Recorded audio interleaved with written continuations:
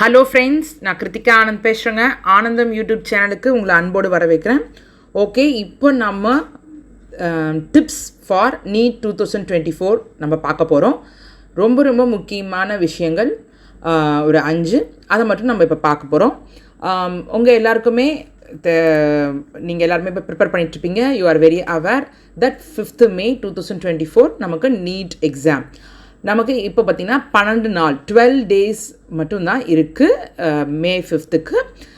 So இன்னிலேருந்து நம்ம பார்த்தோன்னா இப்போது நம்ம என்ன பண்ணணும் அப்படின்றதான் இப்போ நம்ம பார்க்க போகிறோம். 5 பாயிண்ட்ஸ் முக்கியமானது இதுதான் நம்ம பார்க்க போகிறோம். Number 1, revision. இப்போ நீங்கள் பண்ண வேண்டியது ரிவிஷன் தான். எதுவும் புதுசாக படிக்கிறத விட இப்போ நம்ம கடன்னு ரிவிஷன் பண்ணிக்கிட்டே இருக்கணும். ரிவிஷனை நீங்கள் ஸ்டாப் பண்ணாதீங்க. ஏன் அப்படின்னா நமக்கு எவ்வளோக்கு நம்ம திருப்பி நம்ம படித்ததை ரிவிஷன் பண்ணிகிட்டே இருக்கோமோ அந்தளவுக்கு உங்களுக்கு எக்ஸாம் டைமில் ரொம்ப கம்ஃபர்டபுளாக இருக்கும். ஏன்னா நம்ம டாப்பர்ஸ் எல்லாருமே அவங்க எல்லாம் சொன்ன இன்டர்வியூஸ்லாம் உங்களுக்கு ஆல்ரெடி நம்ம பார்த்துருப்போம் நம்ம சேனலில். ஸோ அவங்க எல்லாருமே இந்த டைமில் நிறைய ரிவிஷன் பண்ணாங்க. காலையிலேருந்து சாயந்தரம் முடிக்கும் டைமை ஈக்குவலாக கரெக்டாக டிவைட் பண்ணி ஃபிசிக்ஸ், கெமிஸ்ட்ரி, பாட்னி, ஜூ 4 சப்ஜெக்ட்ஸ்க்குமே கரெக்டாக நீங்கள் டைம் பிரித்து ரிவிஷன் இப்போ நீங்கள் பண்ணிகிட்டே இருக்கணும். இந்த நேரத்தில் நம்ம ஆல்ரெடி படிச்சிட்டோமே, நம்ம ஏன் ரிவிஷன் பண்ணணும் அப்படின்னு மட்டும் நினைக்கவே கூடாது. Revision is must. நீங்கள் எவ்வளோக்கு ரிவிஷன் பண்ணிகிட்டே இருக்கோமோ அந்த அளவுக்கு உங்களுக்கு அது கான்செப்ட் ஞாபகம் இருக்கும்.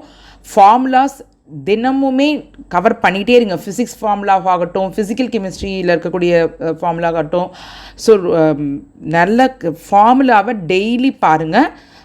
ஃபார்முலா சார்ட் மூலமாவோ இல்லை ஃப்ளாஷ் கார்ட்ஸ் மூலமாகவோ நீங்கள் ரெடி பண்ணி வச்சுக்கிட்டு இல்லை ஒரு ஷார்ட் ஒரு நோட்டில் எழுதி வச்சுட்டாவது ஃபார்முலாவை ரிவிஷன் பண்ணிகிட்டே இருங்க. டெய்லி மார்னிங் ரிவிஷன் பண்ணிவிடுங்க. அதுக்கப்புறமேட்டு நீங்கள் ஒரு டாபிக்ஸ் எவ்வளோ கவர் பண்ணலாம் அப்படின்றத பிளான் பண்ணிவிட்டு அதுக்கு தகுந்த மாதிரி ஈக்குவலாக ஒரு டேவை பிரித்து ஃபிசிக்ஸ், கெமிஸ்ட்ரி, பாட்னி, ஜூ எல்லா 4க்குமே ஈக்குவலாக நல்ல டைம் ஸ்பெண்ட் பண்ணி ரிவிஷன் கொடுங்க. என்சிஆர்டியில் ரிவிஷன் பண்ணுங்கள். அதுதான் ரொம்ப ரொம்ப முக்கியம். என்சிஆர்டி புக்கை தரவாக ரிவிஷன் பண்ணிவிடுங்க. முக்கியமாக தியரி பார்ட் ஃபிசிக்ஸ் நல்லா பாருங்கள். ஏன்னா லாஸ்ட் டைமும் தியரி கொஸ்டின்ஸ் என்சிஆர்டிலேருந்து ஃபிசிக்ஸ்க்கு வந்திருந்தது. ஸோ கெமிஸ்ட்ரி கம்ப்ளீட்டாக என்சிஆர்டி தரவாக பார்த்துருங்க.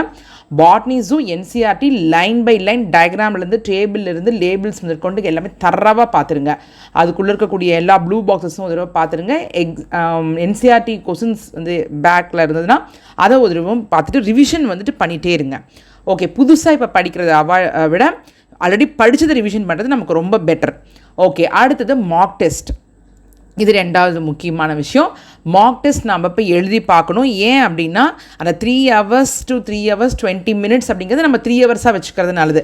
அந்த 20 minutes அப்படிங்கிறது நம்ம செக் பண்ணுறதுக்கு நம்ம ஓஎம்ஆரில் கரெக்டாக போட்டிருக்கோமா, நம்ம எல்லா கொஸ்டின்ஸும் ரன் பண்ணியிருக்கோமா, இல்லை லாஸ்ட்டில் ஏதாவது டிஃபிகல்ட் கொஸ்டின்ஸ் விட்டு வச்சுருக்கும் போது அதை போய் பார்க்கலாம். அப்படின்றதுக்கு எல்லாத்துக்குமே இந்த 20 minutes நம்ம யூஸ் பண்ணிக்கலாம்.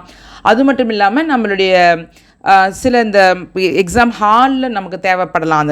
அதனால் நம்ம 3 hours நம்ம மார்க் டெஸ்ட் ப்ராக்டிஸ் பண்ணி பார்த்துக்கிறது இதுதான் பெஸ்ட் டைம். இப்போ நீங்கள் ரிப்பீட்டடாக ஆக்சுவலாக ஒரு நாள் விட்டு ஒரு நாள் இப்போ மார்க் டெஸ்ட் எழுதுறது நல்லது. டெய்லி எழுதுறதா இருந்தாலும் குட் 3 hours ஸ்பெண்ட் பண்ணி நீங்கள் எழுதிட்டுங்க ப்ராக்டிஸ் பண்ணிக்கோங்க. அந்த 3 hours முடிக்கிறதுக்கு ட்ரை பண்ணுங்கள். மார்க் டெஸ்ட் சின்சியராக டைமிங் செட் பண்ணி எந்திரிச்செல்லாம் போகாமல் நீங்கள் ப்ராக்டிஸ் பண்ணுறது வீட்டில் பண்ணுறது ரொம்ப நல்லது. அவங்க இப்போ இல்லை ஸ்கூலுக்கு போய் பண்ணுறீங்க அப்படின்னா அங்கே இருக்கக்கூடிய மார்க் டெஸ்ட் அட்டன் பண்ணும்போது அங்கே சின்சியர் அட்டன் பண்ணுங்கள். மார்க் டெஸ்ட்டை பக்காவாக கொடுங்க. அது உங்களுக்கு ரொம்ப ரொம்ப யூஸ்ஃபுல்லாக இருக்கும். நீட் எக்ஸாம் அப்போ உங்களுக்கு அது ரொம்ப கை கொடுக்கும். ஓகே, 3வதாக OMR ஷீட் ப்ராக்டிஸ். தயவு செய்து வெறும் சிஸ்டமில் கிளிக் பண்ணி மார்க் டெஸ்ட் அட்டன் பண்ணாதீங்க. OMR ஷீட்டை ப்ராக்டிஸ் பண்ணி அந்த வரைஞ்சி அந்த OMRல அந்த ஷேடிங் பண்ணுறதை கரெக்டாக அந்த ஒரு சர்க்கிள் மாதிரி ஒன்று அவுட்லைன் வரைஞ்சிட்டு உள்ளே ஷேட் பண்ணி ப்ராக்டிஸ் பண்ணுங்கள். OMR ஷீட்டை நீங்கள் ஷேடிங் ப்ராக்டிஸ் பண்ணால் தான் நீங்கள் அங்கே எக்ஸாம் அப்போ உங்களுக்கு ரொம்ப ஈஸியாக இருக்கும். சில பேர் பார்த்தீங்கன்னா 15 கொஸ்டின்ஸ் முடிச்சோன்னா ஷேட் பண்ணுவாங்க, இல்லை சில பேர் 30 கொஸ்டின்ஸ் முடிச்சு ஷேட் பண்ணுவாங்க, இல்லை சில பேர் ஃபிசிக்ஸ் முடிச்சுட்டு ஷேட் பண்ணிவிட்டு அப்புறம் கெமிஸ்ட்ரி முடிச்சுட்டு ஷேட் பண்ணிவிட்டு பயாலஜி முடிச்சுட்டு ஷேட் பண்ணுவாங்க. அந்த மாதிரியும் பண்ணலாம். பட் ஷேட் பண்ணணும் மறந்துடாதீங்க. அதுக்கு தான் சொல்கிறேன் OMR ஷீட்டை நல்ல ஷேட் பண்ணி ப்ராக்டிஸ் பண்ணுங்கள். எவ்வளோக்கு OMR ஷீட்டை நீங்கள் ப்ராக்டிஸ் பண்ணிங்கன்னா அந்தளவுக்கு நீட் எக்ஸாமில் உட்காரும் போது உங்களுக்கு ரொம்ப ஈஸியாக இருக்கும். அந்த ஷேடிங் வந்து உங்களுக்கு டக்குன்னு பண்ணுறதுக்கு ஈஸியாக இருக்கும். OMR ஷீட் ப்ராக்டிஸ் பண்ணும்போது நீங்கள் வந்துட்டு டவுன்லோட் பண்ண பிரிண்ட் காப்பி எடுத்துகிட்டு நீங்கள் ஷேட் பண்ணுங்கள். வீட்டிலேருந்து ப்ராக்டிஸ் பண்ணுறவங்க சென்டர்ஸோ இல்லை ஸ்கூல்லையோ நீங்கள் பண்ணுறீங்களா இருந்தால் அவங்களே அங்கே ஷீட் கொடுப்பாங்க, நீங்கள் ப்ராக்டிஸ் பண்ணுங்கள். ஸோ OMR வந்துட்டு கடைசீட்டில் எல்லாம் ஷேட் பண்ணலாம், 3 hours முடிஞ்ச பிறகு பண்ணாலும் பண்ணாதீங்க. கரெக்டாக பிளான் பண்ணிக்கோங்க. உங்களுக்கு வந்துட்டு ஒவ்வொரு சப்ஜெக்டாக முடிச்சு ஷேட் பண்ணுறது ஈஸியாக இருக்கும்னா அது மாதிரி பண்ணுங்கள். கடைசீட்டில் எல்லாத்தையும் வச்சிங்கன்னா நீங்கள் அந்த ஆர்டர்லாம் ரொம்ப பார்க்கணும்.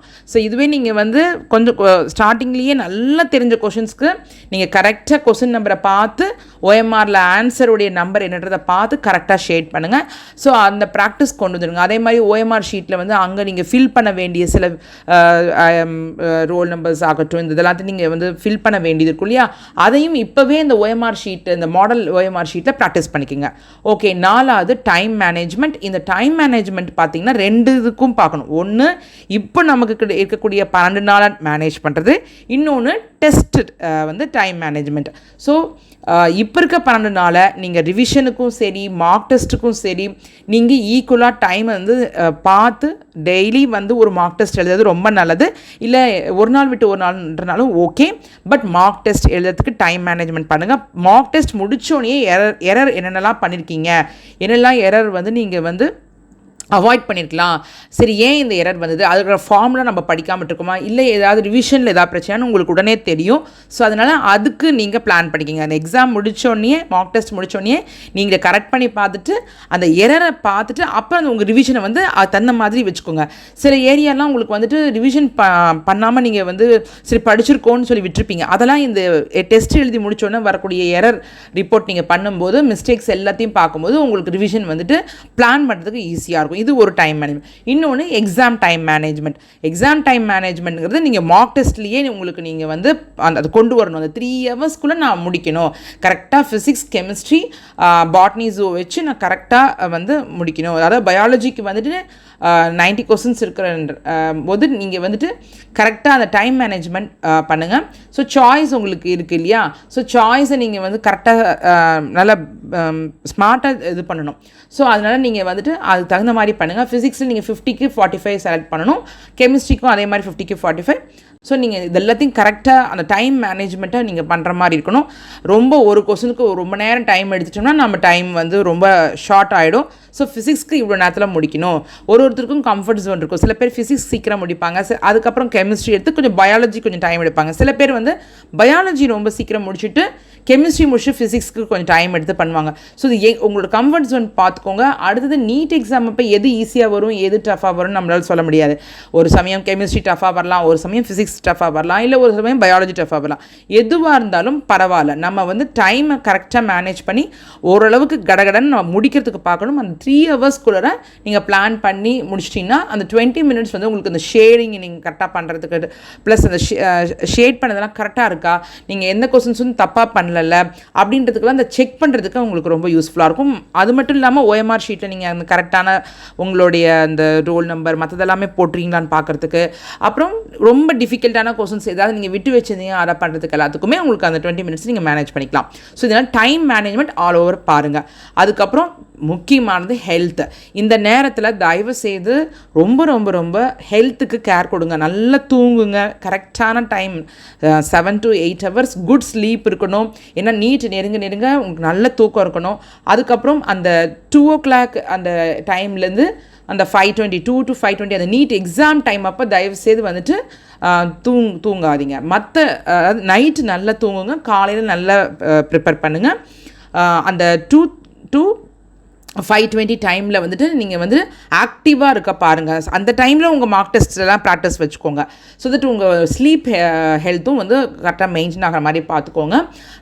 நிறைய தண்ணி குடிங்க. இட்ஸ் வெரி ஹாட், ரொம்ப சூடாக இருக்குது, கிளைமேட் ரொம்ப ஹாட்டாக இருக்குன்னா நிறைய தண்ணி குடிங்க. புதுச்சேரி ஸ்டூடெண்ட்ஸ் நம்ம ஹியூமிட் கிளைமேட்டில் இருக்கோம். ஸோ நிறைய தண்ணி குடிங்க, நிறைய ஃப்ரூட்ஸ் அண்ட் ஹெல்தி ஃபுட்ஸ் சாப்பிடுங்க. ரொம்ப அவுட் சைட் ஃபுட்ஸ் அப்புறம் ரொம்ப இந்த ஸ்நாக்ஸுன்றதில் வந்து இந்த மாதிரி முடிஞ்ச வரைக்கும் அவாய்ட் பண்ணிட்டு நல்லா ஹெல்த்தியாக அம்மா அப்பா வீட்டில் கொடுக்குற அந்த நல்ல குக் பண்ணி கொடுக்கக்கூடிய நல்ல ஃபுட்டை எடுத்துக்கோங்க, நல்ல ஹெல்த்தை மெயின்டைன் பண்ணுங்கள். இந்த டைமில் ஹெல்த் இஸ் வெரி இம்பார்ட்டன்ட். ஏன்னா நீங்கள் 3 hours 20 minutes எக்ஸாம்லேயும் உட்காரணும், ப்ளஸ் நீங்கள் எக்ஸாம் ஹால் ரீச் பண்ணதுலேருந்து அந்த டைம் உங்களுக்கு ஃபுல் ஹெல்த் நல்லா இருந்தால் உங்களால் அந்த ஸ்டாமினாவோட உட்கார முடியும்.